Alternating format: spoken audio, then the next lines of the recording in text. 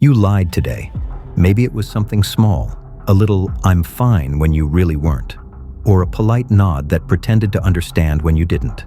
Perhaps you haven't even noticed it yet. But consider this. Research suggests the average adult tells 1 to 2 lies per day and is lied to anywhere from 10 to 200 times in that same span.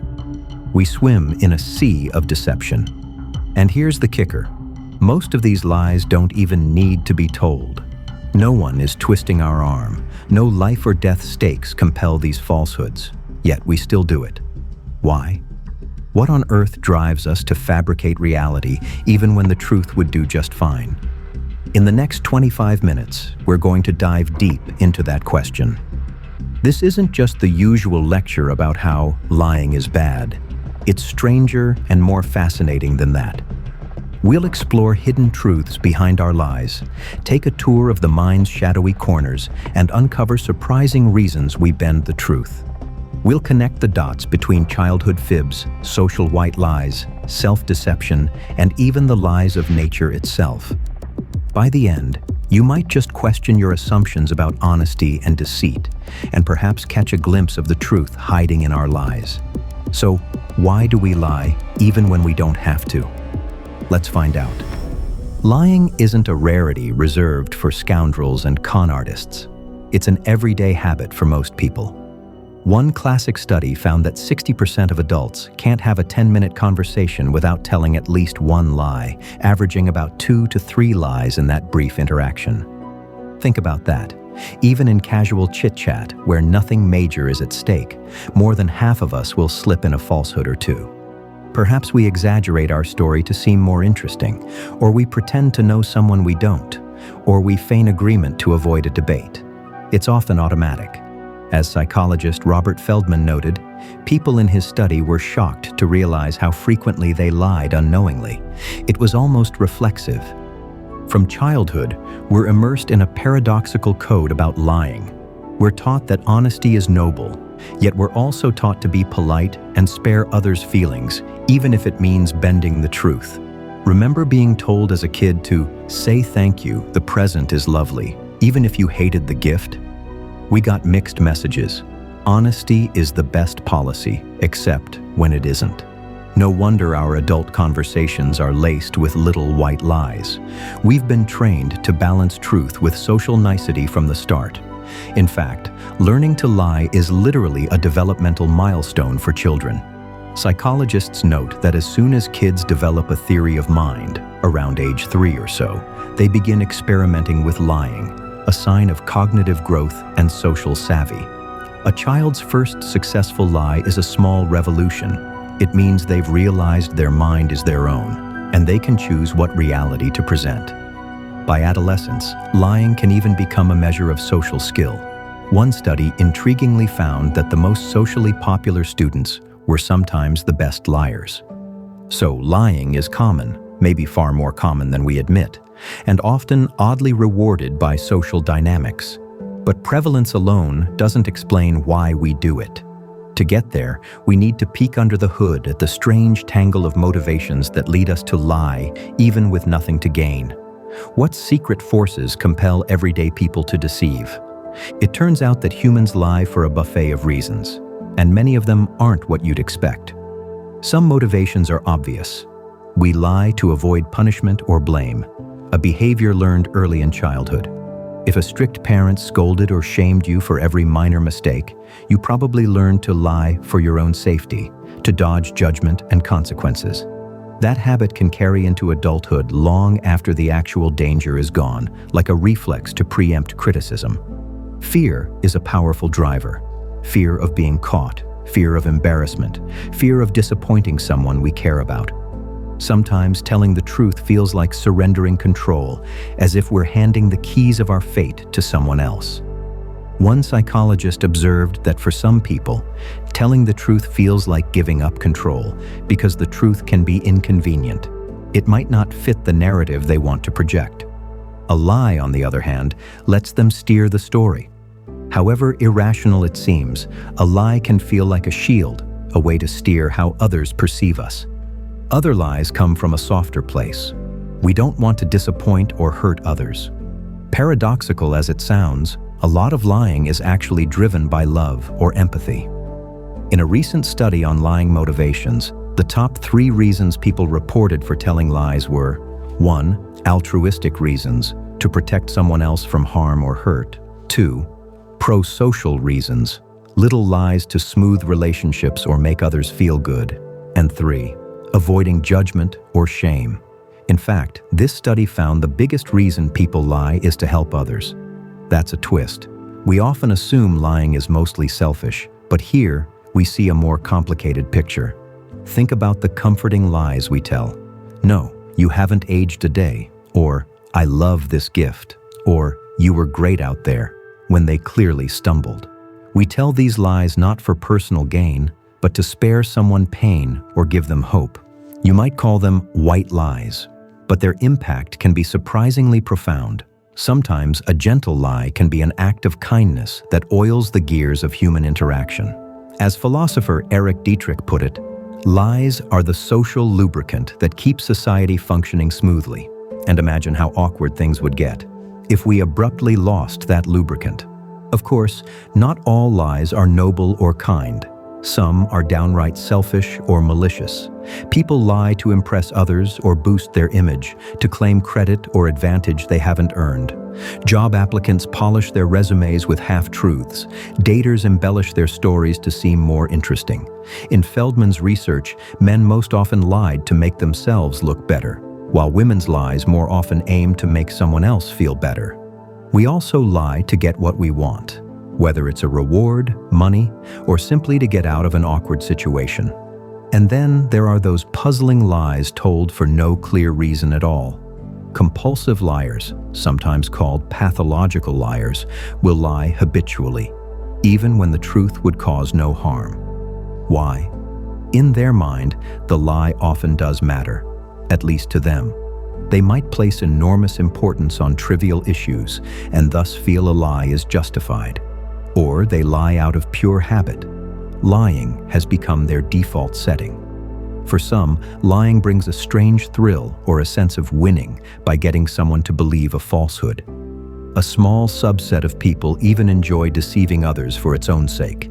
Think of pranksters or con artists who relish the game of it. One fascinating insight from psychologists is how lies can snowball. Tell one little fib, and you often need another to cover that one, then another. And soon, you're constructing an elaborate house of cards. Chronic liars often feel they cannot come clean once the lie gets big. Admitting one lie risks the whole edifice collapsing. And here's a curious thing. Sometimes liars don't even think they're lying. High-pressure situations can warp our memory and perception. Studies show that human memory is disturbingly unreliable and malleable. Under stress, people can genuinely come to believe their own fictional narratives. In the moment, they recall things the way they wish they had happened rather than how they truly did. As one psychologist put it, repetitive liars can feel so much internal pressure that their memory reconstructs events to align with a lie, effectively making it their truth.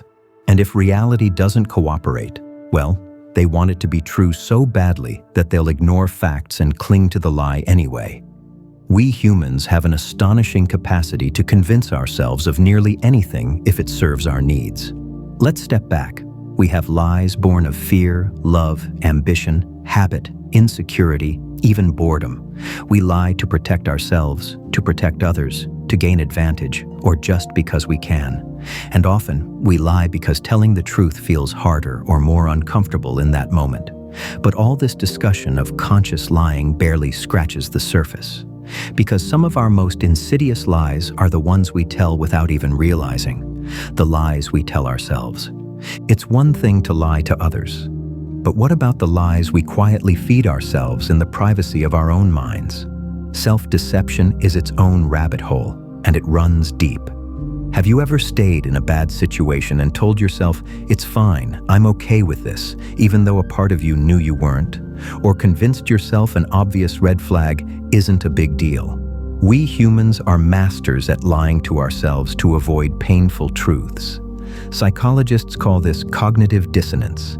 When the truth clashes with what we want to believe, the brain finds inventive ways to resolve the discomfort, often by refusing to accept the truth. It's as if we have an inner lawyer, constantly justifying and spinning a narrative where we're in the right, things are under control, everything's as we prefer. This self-deception can be gentle, inflating our self-image, or tragic, denying a problem like addiction or abuse. Why do we do this? One theory is a defensive one. We deceive ourselves to protect our psyche from trauma or shame. The truth can hurt. Denial or reinterpretation feels safer. But there's another provocative theory, championed by evolutionary biologist Robert Trivers, which suggests an offensive purpose. We deceive ourselves in order to better deceive others. It sounds counterintuitive. Why would fooling ourselves help fool others? Think about it. If you truly believe your own lie, you won't exhibit the telltale signs of lying. No guilt, no stress signals, no second guessing, because in your mind, it's true. By lying to ourselves first, we can lie more convincingly to everyone else. Trivers boldly wrote, "We deceive ourselves the better to deceive others," suggesting that self-deception might have evolved because it gave deceivers an edge. A con man who drinks his own Kool-Aid will swindle you with absolute earnestness. A leader who has bought into his own propaganda will rally followers with passion, never betraying a doubt. From an evolutionary standpoint, this could confer an advantage, so long as the liar isn't caught. Self-deception is not just a quirk of a few, it's woven into everyday life. Consider the famous finding that most people believe they are more honest, more skilled, and more intelligent than the average person. Mathematically, that's impossible. We can't all be above average, yet we sincerely hold these inflated self-views.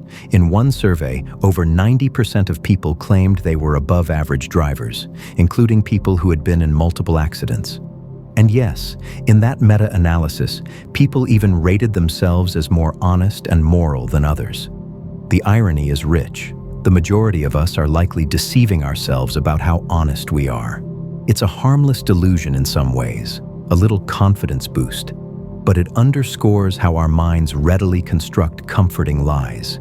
We tell ourselves what we want to hear.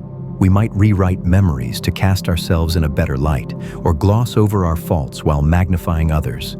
Each of us, in a sense, is the unreliable narrator of our own life story. Before we judge ourselves too harshly for this, realize that some self-deception may actually be healthy. Positive illusions can motivate us, help us overcome challenges, or maintain optimism in the face of uncertainty. The athlete visualizing victory might be lying to himself about being unbeatable, but that confidence could fuel real success. Fake it till you make it is essentially harnessing a controlled self-deception to eventually turn it into truth. Even more striking, consider the placebo effect. A sugar pill with no medicine can sometimes trigger real healing if the person believes it's a drug. In other words, a well-intentioned lie can cure. The body responds to the belief. Our minds and bodies often don't care about objective truth as much as they care about perception. This is a bit unsettling. It means the line between truth and falsehood inside us is blurry. We are, to some degree, always living in stories, some true, some exaggerated, some outright false, and it's not always easy to tell which is which. If lying is so frequent and so natural on an individual level, what about at the grander scale? As social creatures, we've built entire societies on shared stories and occasionally shared lies. Think about the big lies that operate at the societal level. Nations rally around historical myths, stories that might be polished or exaggerated to inspire unity. Companies sometimes sugarcoat truths to keep morale high. Even our economy runs on a kind of agreed-upon fiction. Paper money has value because we collectively believe the lie, or the story, that it does. Not all these are malicious lies. Many are more like mutual agreements to believe in something intangible. Civilization, some have argued, is built on useful fiction. As Yuval Noah Harari pointed out, things like money, human rights, or national borders are not physical realities. They are concepts we agree to treat as real. In a sense, they are beautiful collective lies or imaginations that work because we all participate. Looking at nature, it becomes clear that deception isn't a human invention at all. It's everywhere in the animal kingdom. Evolution has honed lies and trickery as survival tools. Consider the fork-tailed drongo, a bird in the Kalahari Desert. This crafty creature will emit fake alarm calls, essentially shouting "predator" when there is none, just to trick other animals into fleeing and dropping their food. When a meerkat catches a juicy insect, a drongo might cry a false alarm, causing the meerkat to panic and abandon its meal. The drongo then swoops in and steals the treat. Incredibly, research showed that these drongos are strategic. They know if they use the same fake alarm too often, their targets will wise up. So drongos have a repertoire of over 50 different false alarm calls to keep fooling their neighbors. It's the classic boy who cried wolf scenario, but perfected. They vary their lies to avoid detection. Or take the cuttlefish, who can change color and pattern in an instant. Male cuttlefish have been seen wooing a female while a rival male is nearby. And they'll present a male pattern on the side facing the female, but a female pattern on the side facing the rival, simultaneously courting a mate and fooling a competitor into thinking he's not a threat. This double-sided deception is ingenious. From camouflaging chameleons to orchids that trick bees with false scents, nature is a festival of lies in service of survival. Humanity's knack for deception is just one branch on this ancient tree of life's cunning. Knowing this, the question, why do we lie, takes on a different hue. We lie because, in some ways, we're built for it. Our brains evolved in social groups where cooperation was crucial, but so was competition and advantage. A well-placed lie could save your life or enhance your standing. Our ancestors surely lied to avoid conflict or punishment. I didn't steal that food. To protect loved ones, no predators around here. Or to get ahead, I have plenty of resources to trade, even if they didn't. Those who lied too much or too poorly would be found out and punished, but those who lied shrewdly might gain without getting caught. Evolution likely favored a capacity for deception, balanced by an ability to detect others' deception. It's an arms race we still see today, liars versus lie detectors. Interestingly, humans aren't great at detecting lies. Studies show that untrained people spot lies only about 54% of the time, barely better than chance. Society implicitly encourages a baseline of trust. If we assumed everyone lied constantly, cooperation would break down. So we operate on a kind of truth default mode, which makes casual lying easy and often undetected. We generally take each other at face value unless given reason to suspect a lie. This keeps social life humming along, but it also means a clever liar can exploit the system. Yet, there are costs. Trust is the invisible thread holding relationships, communities, and economies together. When lies accumulate, trust erodes. History and literature give us warnings. The boy who cried wolf ended up ignored when it mattered. Shakespeare's Othello is driven to tragedy by Iago's web of lies. On the flip side, absolute honesty can be brutal.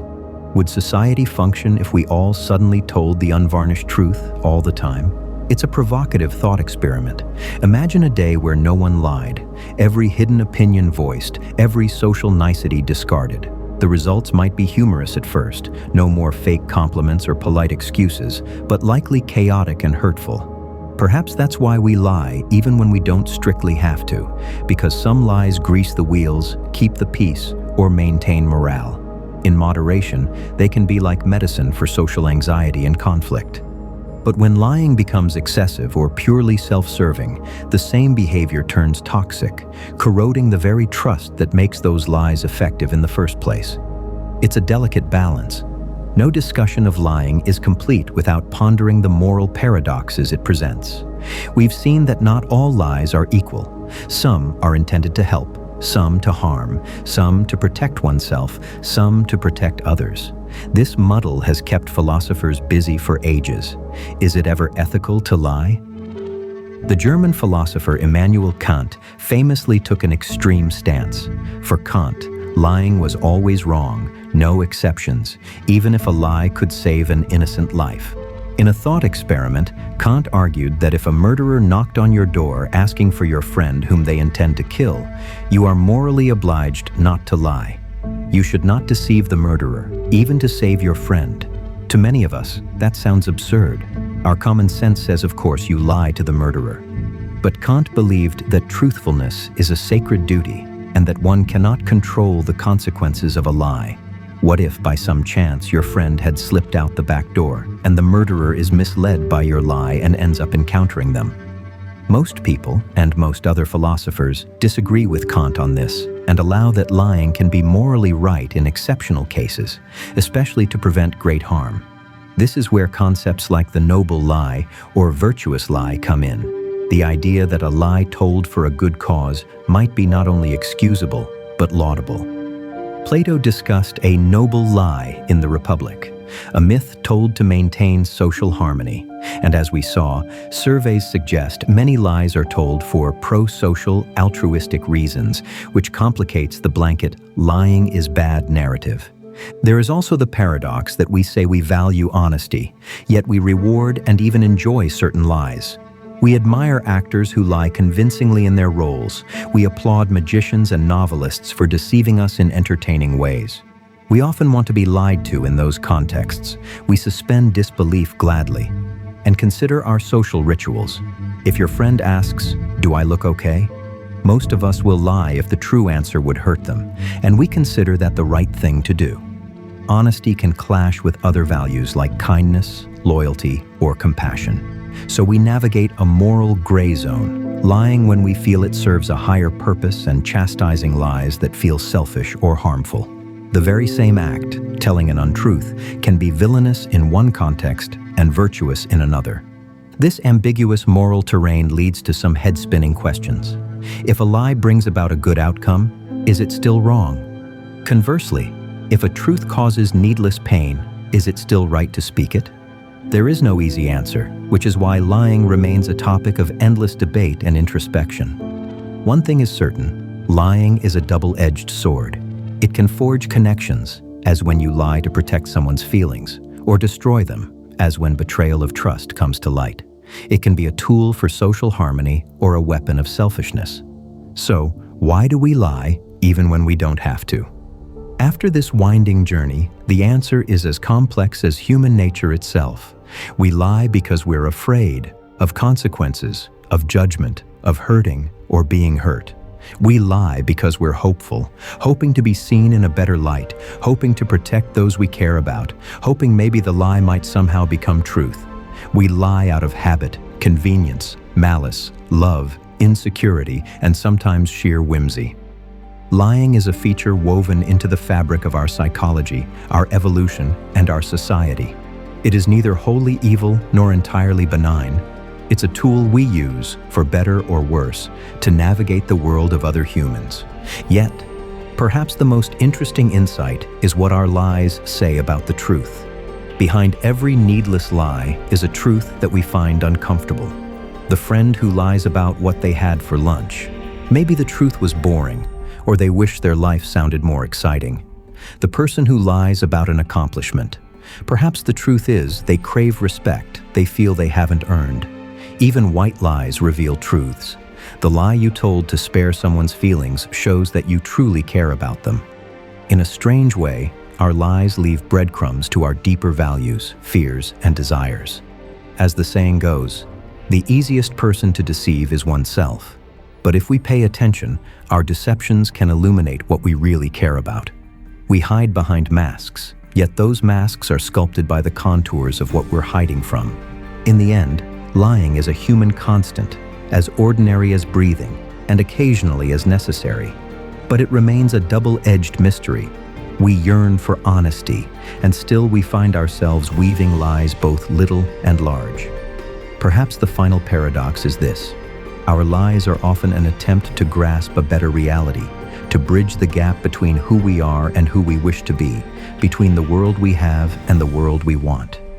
Seen in that light, lying is not just a path to trick others, but a window into our own souls. It invites us to ask, what would happen if we faced those truths instead of obscuring them? What might we learn if we peeled back our own deceptions? There is no simple resolution. But maybe, just maybe, by understanding why we lie, even when we don't have to, we take a step toward a more honest relationship with both others and ourselves.